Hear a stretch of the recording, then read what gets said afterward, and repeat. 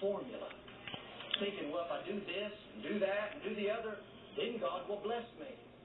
If that's all it took, we wouldn't really need God. Just follow these steps for success. Just keep striking the rock.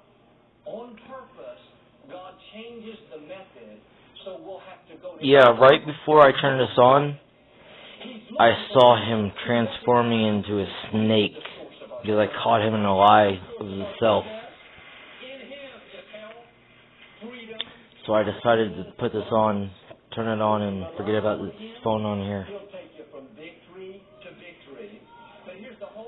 Yeah, my eye. It's my eye. Could it be that you are stuck? You're not seeing the progress that you should because you're still striking the rock when you should be speaking to the rock? You're stuck in tradition, in the way it happened in the past, trying to duplicate the same way when God is wanting to do a new thing, a new way, with new ideas, with new people, bringing new talents out of you. If you'll start getting your daily bread, listening to what God is saying now, then you'll see that water begin to flow out of the rock in greater ways.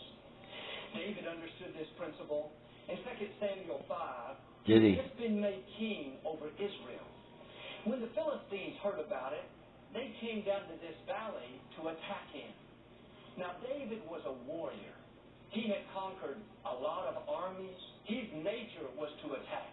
But here's why David was considered a man after God's own heart. Verse 19 says, David inquired of the Lord, shall I go attack the Philistines? Will you hand this enemy over to me?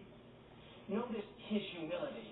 He didn't say, I got this, been there, done that, no problem.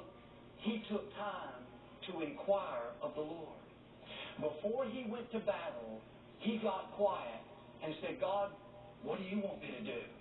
He was getting his daily direction. He didn't assume because something worked in the past, it was going to work right there. He asked a very significant question, God, will you hand this enemy over to me? Seems like that would be a given. He was just put in charge of the Israelites, God's chosen people. Surely God wouldn't let them be defeated. But the fact is, we're not supposed to fight every battle. David was smart enough to ask, am I supposed to attack? He was saying, God, if I go in there, are you going to go with me? He was showing his dependency on God. He recognized where his strength, his favor, his ability came from. And sometimes we assume if there's an obstacle, there's something trying to stop us, there's no question. Get in there and go to battle. God is on our side. But a wiser approach is to say, God, what is your plan? How do you want me to respond to this opposition? Shall I attack or shall I be still? Quit moving, nigger. I'm trying to if I go kill in, you. God, are you going to go with me? Your soul. We've all fought battles where we didn't come out the way we thought. Maybe it was because we didn't inquire of the Lord. Verse 19 goes on to say, the Lord said to David, go, for I will surely hand the Philistines over to you. Once he got clear direction, once he knew he had God's blessing, he went down there and defeated the Philistines. But if we would do like David and inquire of the Lord before we get into conflict, before we make big decisions, go to God for daily direction, for daily manna, it would save us a lot of heartache and pain. I've learned what God orders, He will pay for.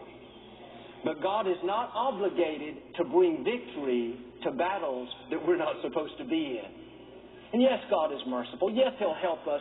But it's much better to inquire of the Lord before you make important decisions.